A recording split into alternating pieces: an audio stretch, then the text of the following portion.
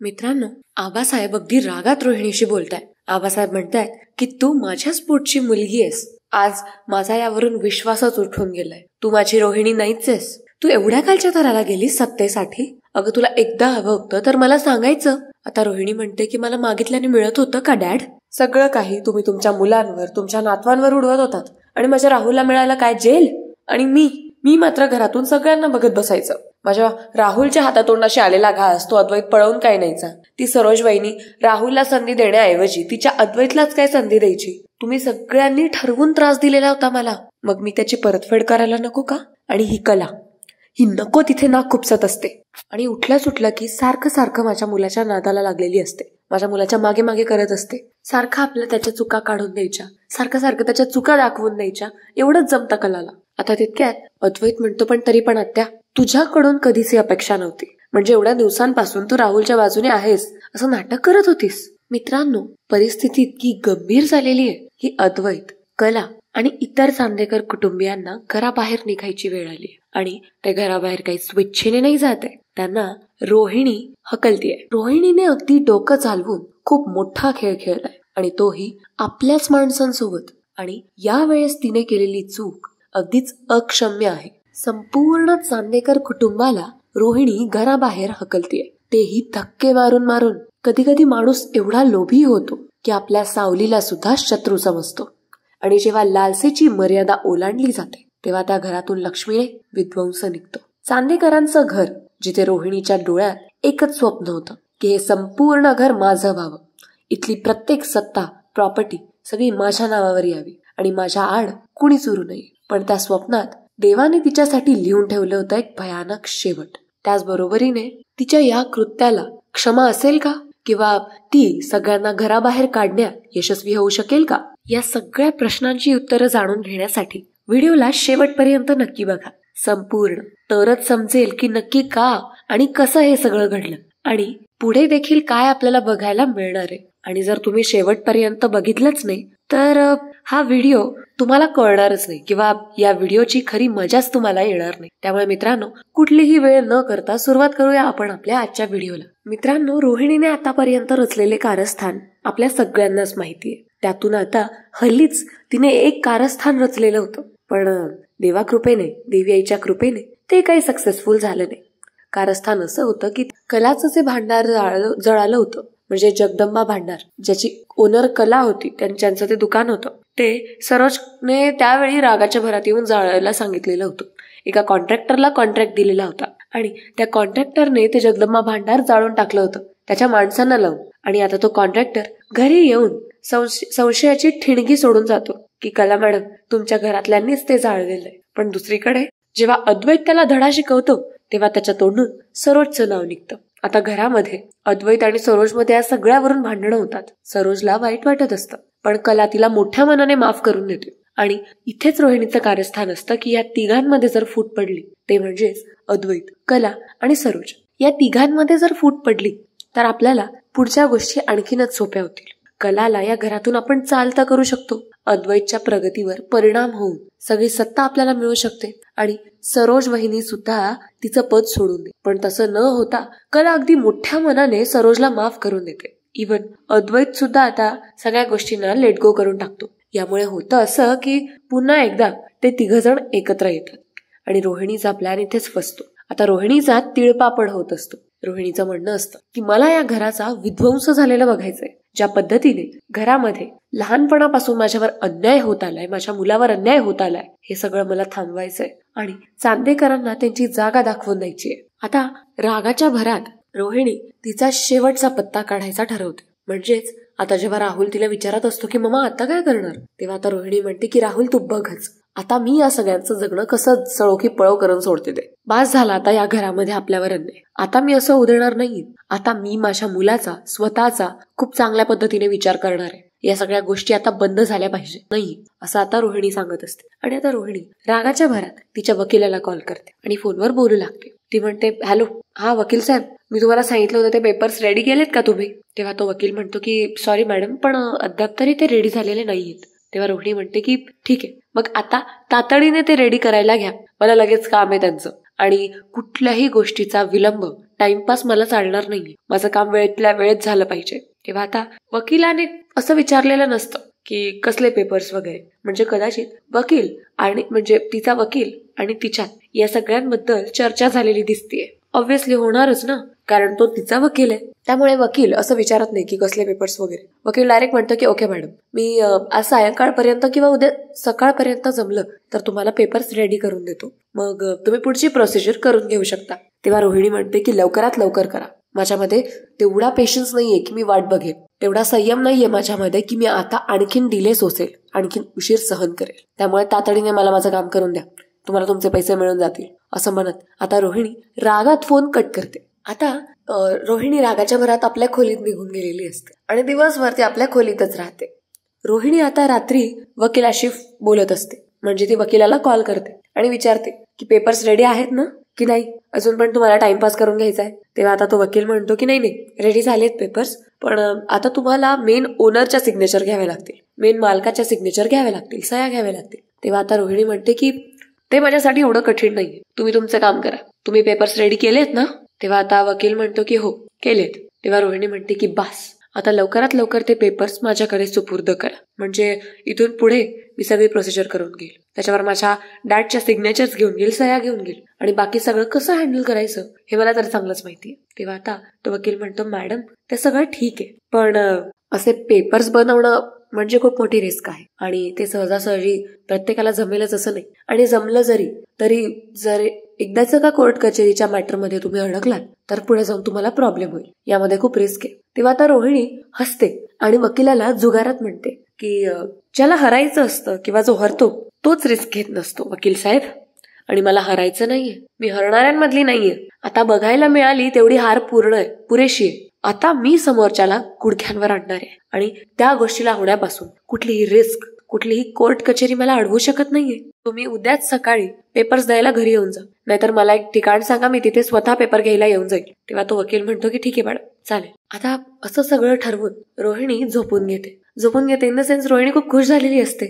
रोहिणीचं म्हणणं असतं की आता सगळं काही माझ्या मनासारखं होणार आहे, आता या घरामध्ये मला सुखाची झोप लागू शकणार आहे. नाहीतर एरवी सारखं आपलं कला अद्वैत सारखं तेच, इथे बाकीचे जसं घरामध्ये नाहीच आहेत असं वाटतं या सगळ्यांना. पण नाही, आता सगळ्यांच्या तोंडी फक्त रोहिणीच नाचेल आणि सगळ्यांना तिच्या इशाऱ्यांवर नाचवेल. रोहिणीच्या डोक्यात तेच चाललेलं असतं की आज मला खूप छान झोप लागणार आहे. अहो आजच काय, इथून पुढचे दिवस माझ्यासाठी सुखाचा आणि त्याचबरोबरीने सुखाच्या झोपेचा जाणार आहे. इथून पुढे मला रागात कट रचताना, कारस्थान रचताना नाही झोपावं लागणार आहे, किंवा अशी रिव्हेंजची आग असते, म्हणजे आपण म्हणतो की सूड घेण्याची जी आग असते त्या आगीत जळत जळत मला रोज रात्री झोपावं नाही लागणार आहे. मला आता इथून पुढचा प्रत्येक दिवस शांततेत आणि प्रत्येक रात्र ही शांततेची झोप मिळत जाणार आहे, असा रोहिणीचा विचार असतो. आता थोड्या वेळाने रोहिणीच्या मनात लाडू फुटत असतात, त्यामुळे रोहिणी झोपून येते. दुसऱ्या दिवशी आता तिच्याकडे सगळ्या गोष्टी तिच्या पद्धतीने चालत असतात. त्याचबरोबरीने जो शाप चांदेकरांच्या घराण्याला लागलेला आहे तो शाप तिच्यावर काहीच काम करणार नाही, कारण ती मुलगी आहे आणि ती खडतरी आहे. सो आता देवी आई समोर हात जोडत आता रोहिणी हीच प्रार्थना करत असते की या लोकांचं वाटोळं होऊ दे, जो अन्याय यांनी माझ्यावर केलाय तो अन्याय यांच्यावरही आता होऊ देत. त्याचबरोबर शापाचा काहीतरी फायदा मला होतोय असं रोहिणीला वाटत असतं. तिच्या डोक्यात स्पष्ट प्लॅन तयार झालेला असतो. ती राहुल, नैना, अनामिकाला आपल्या बाजूने बोलावते आणि त्यांना सगळा प्लॅन एक्सप्लेन करते. म्हणजे हे सगळं ती एकटीने नाही तर या सगळ्यांना ती हाताशी धरून करत असते. रोहिणी आता सगळ्यांना एका ठिकाणी जमायला सांगते, म्हणजे आपल्या खोलीत बोलवते. आता राहुलला तर चांदेकरांच्या घरामध्ये प्रवेश नसतो, म्हणून ते त्याला व्हिडिओ कॉलवर आन्सर करत असते. पण दुसरीकडे अनामिका आणि नैना हे तिच्या समोर बसलेले असतात, उभ्या असतात. आता कॉलवर असलेला राहुल रोहिणीला विचारतो की मम्मा असं काय झालंय, सडनली तू असं सगळ्यांना बोलवून का घेतलंयस, आणि आता काय करायचंय? ऑलरेडी आपले सगळे प्लॅन्स तर फ्लॉप होत आहेत, सगळे प्लॅन्स ती कला नेहमीप्रमाणे धुळीला मिळवते, आता काय करणार आहोत आपण? तेव्हा रोहिणी म्हणते की अरे थांब, मी तुला म्हणाले होते ना की हे घर आता मी संपूर्णपणे माझ्याकडे आणणार आहे, वळवणार आहे. ही सत्ता, या सत्तेचा मानकरी आता माझ्या नंतरून तू असणार आहे ते. तेव्हा राहुल म्हणतो हो, पण ते एवढं प्रॅक्टिकली होईल असं मला वाटलं नव्हतं, कारण नियरली इट्स इम्पॉसिबल. मामा तुला वाटतं का की खरंच एवढं शक्य होईल, किंवा कोणी स्वतःहून स्वेच्छेने आपली प्रॉपर्टी तुझ्या नावावर करून देईल? तेव्हा रोहिणी म्हणते की तेच तर, जी गोष्ट सहजासहजी मिळत नसते ना बाळ, ती हिसकावून घ्यावी लागते. आता या घराचा खेळ संपवायचा आहे. हे घर, ही मालमत्ता सगळं मला माझ्या नावावर आणायचंय. आता नैना म्हणते, पण मॉम-इन-लॉ, आबा तुम्हाला स्वाक्षऱ्या देणार नाही. आबा तुम्हाला का देतील त्यांची प्रॉपर्टी? ते तर त्यांच्या मुलांमध्ये वाटतील ना. विसरलात का मागे जेव्हा तुम्ही प्रॉपर्टीची मागणी केली होती तेव्हा आबासाहेबांनी काय म्हणून तुम्हाला झिडकारलं होतं? आबा तुम्हाला स्पष्ट बोलले होते की तुला मी या घरामध्ये राहायला छत्र देतोय, चांगलं खायला प्यायला घालतोय, तुला कुठलीही कमतरता भासू देत नाहीये, मग तुला का हवी आहे प्रॉपर्टी, असं स्पष्ट म्हणाले होते आबा. मग आबा आता स्वेच्छेने त्यांची प्रॉपर्टी तुमच्या नावावर करतील किंवा त्यांच्या प्रॉपर्टीचा काही हिस्सा तुमच्या नावावर करतील असं तुम्हाला का वाटलं? तेव्हा आता रोहिणी हसते आणि म्हणते की त्यांना काही कळेल तेव्हा ना, त्यांना काहीच समजणार नाही. सगळं मी अगदी आता सो कॉल्ड दानपत्राच्या नावावर घेणार आहे. म्हणजेच एकतर पॉलिसीचे पेपर्स, एकतर दान करतोय असे पेपर्स मी आता नकली पेपर्स बनवून सगळ्यांच्या डोळ्यात धूळ झोकणार आहे. त्याच पद्धतीने ज्या पद्धतीने माझ्या बरोबर आधीपासून ही लोक करत आली आहे. उठलं सुटलं आपल्या मुलांनाच सगळं काही देत आली. मुलगी तर यांना कधी काही मॅटर करतच नाही, पण आता मी त्यांना दाखवणार आहे की ही रोहिणी काय काय करू शकते ते. तितक्यात अनामिका म्हणते की तेवढं सगळं तर ठीक आहे, पण कला तिचं काय? ती तर खूप हुशार आहे, तिला लगेच कळून जाईल आपण जर काही करायला जरी गेलो तरी होऊन जाईल. आणि तिला पहिला संशय आपल्यावरच येईल, आपल्यावर म्हणजे राहुल सरांवर. आपण तर तिच्या नजरेत अगदी निर्दोष आहोत, आपला काहीच प्रॉब्लेम नाहीये. पण इथे म्हणायला जर गेलं तर ती नेहमीप्रमाणे आपला प्लॅन फ्लॉप करेल असं मला वाटतंय आणि आपल्याला ते होऊ द्यायचं नाहीये. आता यावर रोहिणी म्हणते की बरोबर आहे तुझं, पण तिला मी आता अशी जागा दाखवेन की ती आयुष्यभर विसरणार नाही आणि पुन्हा कधीही माझ्या किंवा माझ्या मुलाच्या वाटेला जाणार नाही. बघतेस मी पण काय काय करते. भोळेपणाचा आव आणत, प्रेमळपणाचं नाटक करत रोहिणी आपल्या हातात चहाचा कप घेऊन आबासाहेबांच्या खोलीत जाते आणि तिच्या हातात असतात ते प्रॉपर्टीचे पेपर्स, ज्यामध्ये घराची मालकी, इतर सत्ता, ऑफिसचे काय कागदपत्र, ते सगळं काही असतं. आणि आता एका हातात ते पेपर्स तर दुसऱ्या हातात सो कॉफीचा कप. ते ती आबासाहेबांच्या खोलीत घेऊन जाते आणि आबासाहेब म्हणतात की अरे रोहिणी, काय ग, मी आता बाहेर येणारच होतो, तू कशाला घेऊन आलीस इथे कप? तेव्हा रोहिणी म्हणते, डॅड, प्रत्येक वेळेस असं थोडी आहे की तुम्हाला तुमच्या सो कॉल्ड सुनांनीच तुमची सेवा केली पाहिजे. कधीतरी मला पण संधी द्या, मी पण तुमची मुलगी आहे ना. तेव्हा आबासाहेब म्हणतात की हो हो, मी कुठे त्याबद्दल काही म्हणतोय, पण उगाच तू त्रास केलास असं म्हणायचं होतं मला. तेव्हा आता रोहिणी इतकी झाडावर चढवत असते हरभऱ्याच्या की काय सांगू. ते म्हणत असते, डॅड यात कसला आलाय त्रास? अहो बाबा आहात तुम्ही माझे आणि हे माझं कर्तव्यच आहे नाही का? तेव्हा आबा म्हणतात की हो, बरं बोल, काय काम काढलंस? तेव्हा आता यावर रोहिणी म्हणते की आबा, ही काही शाळेची डोनेशनची कागदपत्र आहेत. आपण नेहमीप्रमाणे गरिबांच्या शाळेला काही पर्टिक्युलर अमाऊंट, एक सर्टन अमाऊंट, एक ठराविक रक्कम शाळेला डोनेट करणार आहोत. तर ही त्याचीच कागदपत्र आहेत. मला यावर तुमची सही हवी होती, तर तुमची सही मिळू शकेल का? आणि हो, हे जे डॉक्युमेंट्स आहेत, हे जी कागदपत्र आहेत, ती हवं तर स्वाक्षरी करण्यापूर्वी वाचून घ्या, मला काही हरकत नाही. तेव्हा आबासाहेब म्हणतात की रोहिणी, अगं असं का बोलतेस? तू माझी मुलगी आहेस, मला तुझ्यावर विश्वास नसेल का? हा. तेव्हा रोहिणी म्हणते की तसं नाही आबा, तुम्हाला तर माहितीये राहुलने काय काय केलंय यापूर्वी घरामध्ये, आणि मी तर त्याची आई आहे. मग उगाच उद्या उठून कुणी असं नको म्हणायला की आईची शिकवण मुलाला लागली. तेव्हा आता आबासाहेब म्हणतात की रोहिणी, हे बघ, प्रत्येक वेळेस आपण जर चांगलं केलं तर चांगलंच होईल असं नसतं ना. काही गोष्टी आपल्याला अनुभव द्यायला सुद्धा आलेल्या असतात, त्यामुळे एवढं काही हरकत नाही. आणि इकडे, आणि माझी तू मुलगी आहेस, माझा विश्वास आहे तुझ्यावर. तू जर आणलेली कागदपत्र आहे तर ती नक्कीच कोणाच्या तरी हितासाठीची असतील. तेव्हा आता रोहिणी म्हणते, हो आबा, हे घ्या, तुम्ही आता फक्त सही करा. आता आबा अगदी सहज पद्धतीने सह्या करतात. खरं तर आबांना इमोशनली पट्ट्यात घेतलेलं असतं रोहिणी खडतरेने, आणि आबासाहेब ते तर भावूक होऊन भावनेच्या भरात सह्या सुद्धा करून देतात. आता एकदाच्या का सह्या झाल्या तेव्हा रोहिणी लगेच त्या फाईल्स आपल्या हातात घेते, आबासाहेबांशी थोडा वेळ गप्पा मारते आणि लगेच आपल्या आपल्या खोलीत येऊन निघून येते. मी आता तिच्या खोलीत येते.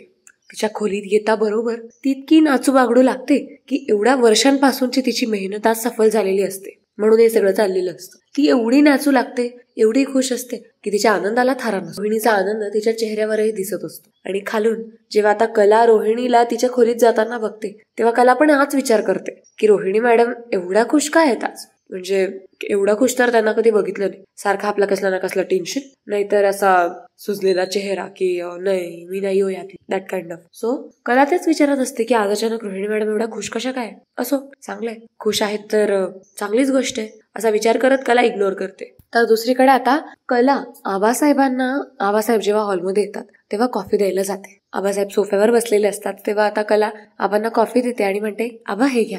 तेव्हा आबासाहेब म्हणतात की अगं पोरी, मी कॉफी पिलो, माझी कॉफी पिऊन झालीये. तेव्हा कला म्हणते, हो एवढ्या लवकर, ते पण कसं काय? तेव्हा आबा म्हणतात की अगं रोहिणी आलेली होती, तिला काम होतं माझ्याशी आणि ती येतानाच मला कॉफी घेऊन आलेली होती. तेव्हाच मी कॉफी प्यायलो. तेव्हा आता कला हे ऐकून थोडीशी चकाकते. ती विचार करते की रोहिणी मॅडम ज्यांना सगळं हातामध्ये आयतं लागतं, त्या कधी साधं कोणाला पाण्याचा ग्लास विचारत नाही. त्या चक्क आबांना आज कॉफी द्यायला त्यांच्या खोलीत गेल्या होत्या. कलाला हा प्रश्न खूप त्रास देत असतो. म्हणजे तिला खूप मोठं वाटत असतं, विशेष वाटत असतं. आणि पहिला मुद्दा तर तिला विश्वासच होत नसतो की हे असं काही खरंच झालेलं आहे म्हणून.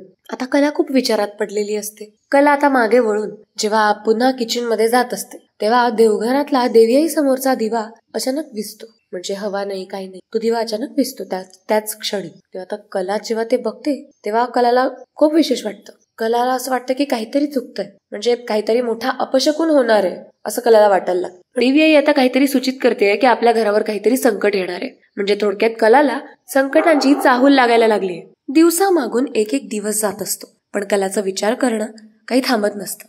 तो दिवा का विझला असावा आणि अचानक रोहिणी मॅडमच्या वागण्यामध्ये, चालण्या बोलण्यामध्ये एवढा फरक का आला असावा, हेच विचार कलाला अखेरीस तो दिवस येतोच ज्या दिवशी चांदेकरांच्या घराचं पतन होणार असतं. म्हणजे थोडक्यात काही दिवसांनी रोहिणी सगळ्यांना हॉलमध्ये बोलवते. ती हातात पेपर्स घेऊन उभी असते. आता सगळ्यांनाच प्रश्न असतो की रोहिणीने सगळ्यांना असं का बोलवलेलं आहे. आता त्यात कला, अद्वैत, त्यानंतरून म्हणजे रादर सगळेच येतात, सरोज, रजनी, आबासाहेब. आणि आता सगळ्यांसोबत रोहिणीचं वागणं थोडंसं बदललेलं असतं. म्हणजे प्रेमाने वागणं तर होतच, पण आता रोहिणी वस्तूंवर किंवा गोष्टींवर तिचा हक्क दाखवायला लागलेली असते. आणि सगळ्यांना जेव्हा ते खटकतं तेव्हा आता रोहिणी सगळ्यांसमोर या गोष्टीचा खुलासा करते. ती आता घरातल्या सगळ्यांना सांगते की हे घर आता माझं आहे. आबांनी त्यासाठी स्वतःच्या हाताने सिग्नेचर केलेले आहेत या पेपर्सवर. तेव्हा आता सगळेजण आबांकडे बघतात आणि अगदी प्रश्नार्थक नजरेने बघत असतात. म्हणजे थोडक्यात तर रोहिणी तेच म्हणते की आबांनी स्वतः सह्या केलेल्या आहेत या कागदपत्रांवर. सो हे घर आता माझं आहे. त्यामुळे आता तुम्ही सगळ्यांनी या घरातून चालतं व्हायचंय. सरोज वहिनी, रजनी वहिनी, त्यानंतर कला आणि अद्वैत, तुम्ही दोघं तर सगळ्यात आधी तुम्ही दोघांनीकडे राहत बाहेर. आणि त्यानंतरून कोणाला काढायचं, कोणाला नाही काढायचं, हा सर्वस्वी माझा निर्णय असणार आहे. त्यामुळे सगळ्यात आधी या घराबाहेर कोणी निघणार असेल तर ते म्हणजे कला आणि अद्वैत. तेव्हा आता कला अगदी म्हणजे कलाचे डोळे पाणवतात. कलाला यावर विश्वासच होत नसतो. आणि आबासाहेब ते स्वतः शॉकमध्ये असतात. आबासाहेब म्हणतात, काही पण काय बरळतेस रोहिणी, मी कधी सिग्नेचर दिली तुला, मी कधी सह्या केल्या.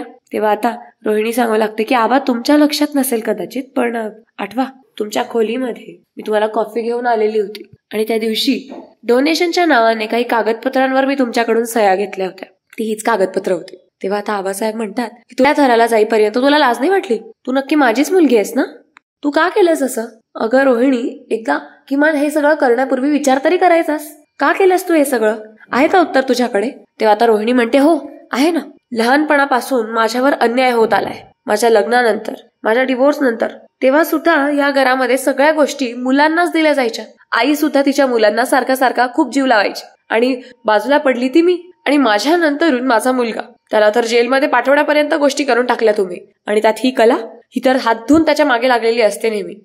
सस्तात. पण त्याच बरोबरीने घरातले सगळे मेंबर्स, सगळे सदस्य रोहिणीला या गोष्टीचा जाब विचारत असतात की तू असं का केलंस? काय मिळालं तुला हे सगळं करून? आणि तुला काय आम्ही आपलंसं करत नव्हतो का? आता रोहिणी एक गोष्ट मोजून दाखवत असते. तेव्हा आबासाहेब म्हणतात की रोहिणी, तुला जेवढं मिळालं होतं ते सुद्धा भरपूर होतं.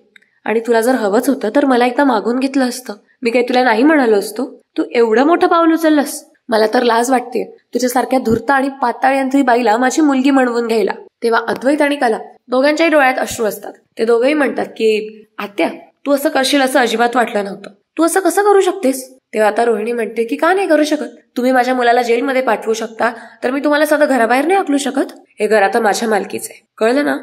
त्यामुळे घर, आणि हो घरच काय, ऑफिस, त्यानंतर आपल्या प्रॉपर्टीज, त्या सगळ्या लीगली आता माझ्या नावावर, लॉफुली आबांनी त्या माझ्या नावावर ट्रान्सफर करून टाकलेल्या आहेत. आणि तुम्हाला खोटं वाटत असेल तर आबांनाच विचारा, किती पानांचा कागद होता तो ज्यावर आबांनी सह्या केलेल्या होत्या ते. तेव्हा आता सरोज म्हणते की रोहिणी, तुला जराही लाज नाही वाटत का? आबासाहेबांना असा दगा देऊन त्यांच्याकडून खोट्या सह्या घेऊन घेतल्यास तर? तेव्हा रोहिणी म्हणते, लाज तर तुम्हाला पण नाही वाटली होती माझ्या मुलाचे असे हाल करताना? तुम्हाला बेघर करूनच मला श्वास घ्यायचा होता आणि मी तेच केलं. चालते वा माझ्या घरातून, आणि पुन्हा माझ्या घरामध्ये पाऊल ठेवायची गरज नाही. इथे आसपास जरी फिरकलात तरी गार्ड्सना सांगून मारहाण करत घराबाहेर फेकून देईल, असं आता रोहिणी उद्धट शब्दात सांगत असते. रोहिणी फक्त कला, अद्वैतलाच नाही तर घरातल्या इतर लोकांना सुद्धा काढून टाकते. अद्वैत, कला, सोहम, रजनी, सरोज, त्यानंतर श्रीकांत, आबा नंतर पहिले घराबाहेर काढते ती. सो आता रोहिणी अगदी गरजत म्हणते की हे सगळं मी नाही, तुमच्या नशिबाने ठरवलंय. आधीपासूनच तुच्छपणाची वागणूक देत आलात ना आम्हाला, मग आता तेवढी वागणूक सहन करायची सुद्धा तयारी करून घ्या, कारण फार काळ हे सगळं टिकणार नाहीये.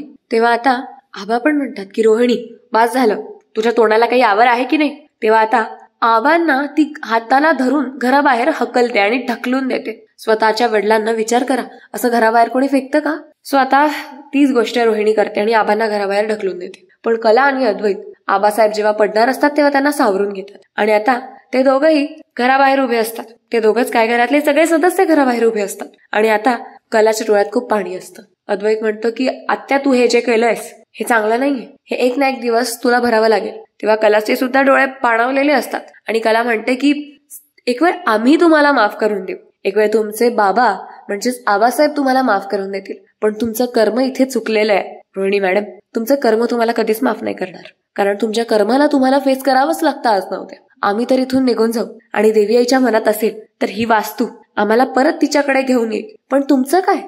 तेव्हा रोहिणी म्हणते माझं काय आता, इथून पुढे आताच्या क्षणाला तू बेघर झालेली मुलगी आहेस, तरी तुझा माज काही मात्र उतरत नाहीये. अगं ह्या घराची सगळी सत्ता आता माझ्या हातात आलेली आहे. सत्ताच काय, हे अख्खं घर माझ्या हातात आलेलं आहे आणि तरी सुद्धा तू म्हणतेस की माझ्यावरच माझं कर्म फिरेल. निघचल इथून. तेव्हा आता सरोज सुद्धा खूप चिडलेली असते. सरोज आणि रोहिणीचं खूप भांडण होत असतं. आता कलाचे डोळे पाणावतात आणि कला म्हणते की चांदेकर, आपलं घर, आपली ओळख, सगळं काही गेलं. एवढंच नव्हे तर आपल्याकडून आपलं ऑफिस सुद्धा हिरावून घेतलं गेलंय. आपण आता काय करणार आहोत. तेव्हा आता अद्वैत तिच्या खांद्यावर हात ठेवतो आणि तिला धीर देत म्हणतो की देवी आईवर विश्वास ठेव, असत्याचं सावट कधी कायम राहत नसतं. तेव्हा आता आबासाहेब म्हणतात की रोहिणी, ज्या पद्धतीने तू मला तळमळवतेस ना, त्याच्या दुप्पट पद्धतीने तुझे पोरं सुद्धा तुला तळमळवतील, लक्षात ठेव. तू सुद्धा तेच भोग भोगशील जे तू माझ्यावर आणलेले आहेस. हा एका बापाचा तळतळा म्हणून समज. तेव्हा रोहिणी म्हणते की तुम्ही राहाल हयातीत तेव्हा ना, तेव्हा तुमच्या तळतळ्यास असेल ना. असंही होऊ शकतं की तुम्ही इथून जाल आणि अख्खं कुटुंबच उद्ध्वस्त होऊन जाईल एका ऍक्सिडेंटमध्ये. तेव्हा आता सरोज आणि रजनी म्हणतात रोहिणी किती खालच्या थराला जाशील, अगं स्वतःच्या बाबांशी असं कोणी बोलतं का. तेव्हा आता कसं बसं सगळेजण एकमेकांना सावरतात आणि देवी आईच्या मंदिराकडे धाव घेतात. सगळ्यात आधी कला, अद्वैत, आबासाहेब, सरोज, रजनी, त्यानंतर सोहम हे सगळे देवी आईला शरण जातात. देवी आईला नतमस्तक होतात आणि नमस्कार करून म्हणतात की हे काय भोग आणलेस देवी आई आमच्या वाटेला. चांदेकरांच्या घराला ऑलरेडी शाप असतो, सो त्या रिगार्डिंगच आता प्रार्थना करत असतात सगळे की आमच्याकडून त्यावेळी चुकी झाली होती आणि आम्ही आमच्या चुकांचं प्रायश्चित्त सुद्धा करायला तयार आहोत, पण त्याची आम्हाला एवढी मोठी शिक्षा देशील देवी आई तू, हे आम्हाला अजिबात वाटलेलं नव्हतं. तेव्हा तिथले जे पुजारी असतात ते म्हणतात की देवी आईच्या पायाशी नमस्कार करा, तुमची सगळी संकट दूर होतील. आता सगळेजण देवी आईला नतमस्तक होतात आणि रोहिणी रात्री आता झोपलेली असते. तेव्हा कला अचानक अंबाबाईचं रूप धारण करत हातात त्रिशूल घेऊन येते आणि रोहिणीच्या पोटात तो त्रिशूल खोपते. असं तिला म्हणजे असं सगळं तिला दिसत असतं रोहिणीला. आणि आता अचानक रोहिणी दचकून उठते. रोहिणी उठून बघते तर ती ठीक असते, पण रोहिणी पूर्णपणे घामेघूम झालेली असते. आता रोहिणीला कळतं की ही सगळी वास्तविकता नसून ती स्वप्न बघत होती. आणि एवढंच नव्हे, ती फक्त कलाच नाही तर घराच्या प्रॉपर्टी पेपर्सच्या ट्रान्सफरचं सुद्धा स्वप्न ती बघत होती. म्हणजे पेपर्स जसे आणले तसं ते पेपर्स ती कपाटात ठेवून रात्रीच्या वेळी झोपी गेलेली असते आणि तिला हे सगळं स्वप्न पडलेलं असतं की आबासाहेबांकडून तिने सह्या घेतल्या काय, तिने या सगळ्यांना घराबाहेर धक्के मारून काढलं काय, अपमानित करून काढलं काय, आणि कला देवी आईचं अवतार धारण करून तिला मारायला आलेली असेल काय, हे सगळे तिला स्वप्न पडलेले असतात. सो घरात कोणीच नसतं पण सगळ्यांचे आवाज तिला ऐकू येत असतात. म्हणजे जणू तिला भासच होत असतात. चहूकडून चारी भिंतींनी एकच साथ घातलेली असते तिला की हे घर तुझं नाहीये, हे घर देवी आईचं आहे, साक्षात देवी आईचा वास आहे या घरामध्ये. त्यामुळे तू कितीही हिरावून घेण्याचा प्रयत्न केलास हा वाट्याला हे एवढं नंदनवन कधीच येणार नाही. हे घर माझं आहे, हे घर माझं आहे, हे घर तुझं नाहीये, असा चहूकडून आवाज येत असतो. आणि आता ती जेव्हा आरशात बघायला लागते तेव्हा आरशात तिला तिचा चेहरा नसून कलाचा चेहरा दिसायला लागतो. म्हणजे हा सगळा तिला भास होत असतो. आता भेदरून ती आरशावर फुंकर मारते आणि तिच्या हातावर रक्त लागलेलं असतं. आता ती किंचाळून उठते आणि म्हणते नाही, हे घर माझं आहे, माझा हक्क आहे ह्या घरावर. कितीही हिरावून घेण्याचा प्रयत्न केला तरी हे घर माझ्यापासून कोणी हिरावून नाही घेऊ शकत, असं आता ती सारखं सारखं बोलत असते. म्हणजे थोडक्यात म्हणायला जर गेलं तर हे सगळे तिला भास होत असतात, हे सगळं तिला स्वप्न पडत असतं. आणि दुसऱ्या दिवशी सकाळी रोहिणी अगदी घामाघूमून उठलेली असते. ती आबासाहेबांसमोर आणि खाली जाऊन तिला आबासाहेब समोर दिसतात. तेव्हा आबा तिला म्हणतात की अगं काय झालं पोरी, स्वप्नात तुला काही दिसलं का, किंवा रात्री तुझी झोप नाही झालीये का, अशी कशी दिसतेस तू, म्हणजे घाबरलेली दिसतेस फारच. आता ती कलाकडे बघून खूप घाबरत असते आणि कला सुद्धा आता तिला कॉफी आणून देते आणि म्हणते काय झालं रोहिणी मॅडम, तुम्ही ठीक आहात ना, तुमचा चेहरा असा पांढरा का पडलाय. तेव्हा रोहिणी म्हणते की काही नाही, बस वाईट स्वप्न बघितलं. तेव्हा आता कला मागून येते आणि तिच्या खांद्यावर हात ठेवते आणि म्हणते की रोहिणी मॅडम, कधी कधी देव स्वप्नात येऊन आपल्याला दाखवतो की आपण कुठे चुकतोय, किती बरोबर येते. तुमचं काय स्वप्न असेल मला माहित नाही, पण त्यातून काय तुम्हाला कळतंय किंवा काही संकेत आहे का हे नक्कीच तपासा, कारण ऑलरेडी आपल्या घरावर सावट आलेलं आहे देवी आईच्या शापामुळे. तेव्हा आता रोहिणी घाबरत म्हणजे कलाकडे घाबरत बघत कॉफी पित असते. सो त्या एका स्वप्नाने रोहिणीचं आयुष्यच बदलून टाकलं. लालसेची ज्योत ज्या मनात पेटते ती शेवटी त्या मनालाच झाडते. देव कधी शिक्षा देत नाही, तो फक्त आरसा दाखवतो आणि त्या आरशात आपण काय पाहतो हेच ठरवतं आपलं भवितव्य. तर मित्रांनो, आजचा एपिसोड एका लालसेच्या स्वप्नांनी भरलेला आणि देवाच्या न्यायाची जागृती करून देणारा होता. आजचा एपिसोड तुम्हाला कसा वाटला हे कमेंट्समध्ये सांगायला विसरू नका. आणि हो, आपण आता व्हिडिओच्या लाईक्सचं टार्गेट सेट करणार आहोत. म्हणजे जर समजा आपल्या आजच्या व्हिडिओला 1000च्या वरती लाईक्स गेले तर मी आणखी नवनवीन व्हेरिएशन्स घेऊन येईल किंवा आणखी नवनवीन सरप्राईजेस तुमच्यासाठी आणणार आहे. तेव्हा आजचं टार्गेट आपण सेट करूया 1000 लाईक्स पर्यंतचं. बघूया प्रेक्षकांकडून आपल्याला काय काय प्रतिसाद मिळतोय ते. मी आतुरतेने वाट बघेन. त्याचबरोबर आजच्या व्हिडिओला कमेंट्स सुद्धा करा, कारण ती सुद्धा मला तुमच्याकडून अपेक्षा आहे. आजचा व्हिडिओ तुम्हाला कसा वाटतोय किंवा त्यामध्ये तुम्हाला आणखीन काय काय व्हेरिएशन्स हवे आहेत, काय काय सजेशन्स तुमचे आहेत ते सांगत चला. एवढंच नव्हे तर बोलण्यात असू देत किंवा सादर करण्याच्या पद्धतीत तुम्हाला जर माझ्या कुठे चुका आढळून येत असतील तर त्याची सुद्धा मला जाणीव करून द्या. आणि त्याचा एकमेव मार्ग म्हणजे कमेंट सेक्शन. तेव्हा पुढच्या व्हिडिओमध्ये आपण कमेंट सेक्शनवर जास्त भर देऊयात. आणि हो, मी सांगितलेली गोष्ट विसरू नका, आपलं टार्गेट आहे 1000 लाईक्सचं. बघूया प्रेक्षकांचा किती प्रतिसाद मिळतोय ते. तर मित्रांनो, त्याचबरोबरीने आता वेळ झालेली आहे व्हिडिओ खाली आलेल्या कमेंट्सची. म्हणजे अर्थातच व्हिडिओला खूप छान छान कमेंट्स येतात आणि मला त्या कमेंट सेक्शन मधल्या प्रेक्षकांची नावं अनाऊन्स करायला खूप आवडतं. सो आता त्यातून पहिलं नाव आहे सुशीला मस्के, मेधा जोशी, त्यानंतर आहेत संदीप देसले. त्यांचं म्हणणं असं आहे की तुमचा आवाज जेवढा गोड आहे त्या अर्थी तुमचं व्यक्तिमत्व सुद्धा खूप सुंदर असेल. ओके, सो आता मला सुद्धा तुम्हाला सांगायला आवडेल की संदीप सर, तुमची कमेंट सांगण्याची पद्धत जेवढी गोड आहे त्या अर्थी तुमचं व्यक्तिमत्व सुद्धा सुंदर असेल. त्यानंतर आहेत प्राजक्ता कांबळे, त्या सुद्धा म्हणतात की म्हणजे त्या स्पेशली मला कॉम्प्लिमेंट करतात. त्यानंतर आहेत हर्षदा उमासारे, ताराबाई डांगे, मानसी, उषा पवार. त्यानंतर आहेत आपले रेग्युलर व्ह्यूअर आनंद केसवानी. त्यांनी खूप छान कमेंट दिली आहे आणि त्यांनी खूप छान असा म्हण वापरलेली आहे मराठीतली, कुत्र्याची शेपूट वाकडी ती वाकडीच. त्यानंतर सुरेश साळवी, दत्तात्रय शिंदे, त्यानंतर गणेश काटे, उमा माळी, रंजना डांगे, शुभांगी बडेकर आणि Monika Trilokekar. Okay, so this was all about today's episode. तुम्हाला मी सांगितलेल्या गोष्टी लक्षात असू देत आणि त्याचबरोबर भेटूया पुढच्या व्हिडिओमध्ये लवकरच. तोपर्यंत धन्यवाद.